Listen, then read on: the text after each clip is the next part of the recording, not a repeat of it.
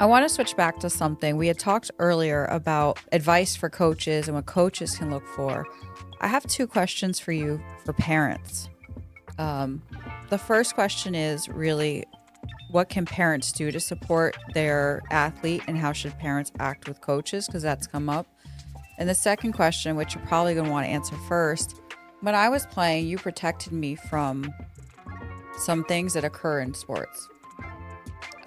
My high school coach spent 8 years in federal penitentiary for doing things with players, and it never happened to me. I guess as a dad or as a coach, what is some advice you can give to people to protect them the way that you protected me? Be there as much as you can with your child. That's one of the things. And when you're not, make sure you have absolute trust in the people that you leave them with.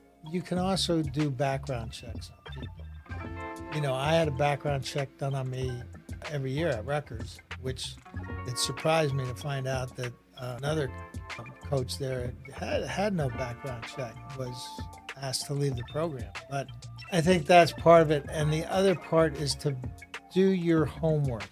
Ask them what their history was in coaching, not just wins and losses, where they came from, what programs they've coached, and if they have a gap in the space of their coaching, ask them about, well, what did you do then? And then call around, ask people that know them, ask coaches. It's a very disturbing to know that your child could be harmed by somebody.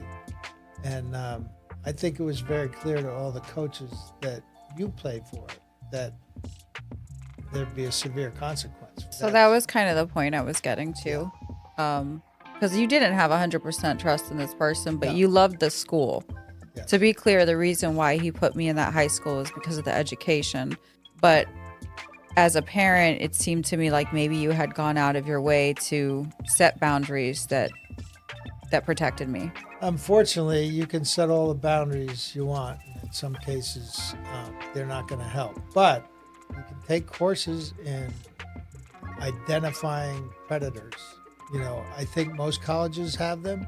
I know that Rutgers, we had to take courses in predators, and you need to ask your children questions. You need to see their behavioral changes to see if they're being harmed, and you need to be very clear about it with anybody that asks you, is that your child means the most to you, and that we will take extreme measures to make sure that you don't do this again. And it's also having that difficult conversation with your child. Yes. And not avoiding it. You had check-ins with me often.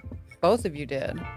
Well, and you're in real estate now, and somebody in my past who had helped me when I first moved to California gave me a lot of work. She was a single mom realtor, and she had two sons.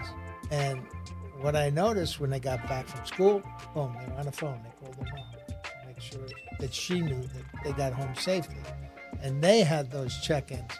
And, for especially for a single parent, right, who's stretched thin in their time, it can be very difficult. But those check-ins and knowing your child's behavior and when it changes, and asking the questions, understandingly, did something go wrong today, or trying to figure out what's going on and making sure that they're doing well. And it's a big responsibility, and it's one that I think that's really good advice. And the other thing you were talking about is, if you're looking at colleges as an athlete, do your own work, right? Don't have your parents call for you, write your letters. When you go for your visit, don't let your parents answer questions that are directed to you. Ask them, please let me answer the questions, because I want to know your personality, to see if I can work with you. And you're there to see if you can work with me. Right? I'm going to have to deal with your parents, and I don't want to be calling them and talking to them all the time, which I wouldn't do.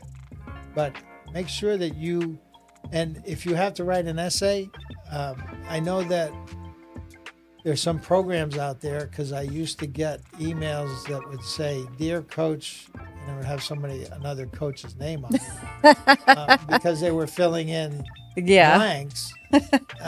You know, do it on your own. Like, Make it real. find 10 schools that you're really interested in, or 20, whatever it is, whatever you have the time to research and you want to look at.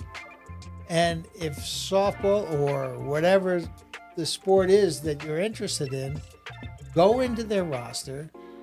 Like, you'll notice that UCLA doesn't take a lot of players from out of state. Most of their players are from California. And Southern California mostly, too. And it was really that way years ago, right? So your dream to go to UCLA was probably not going to happen.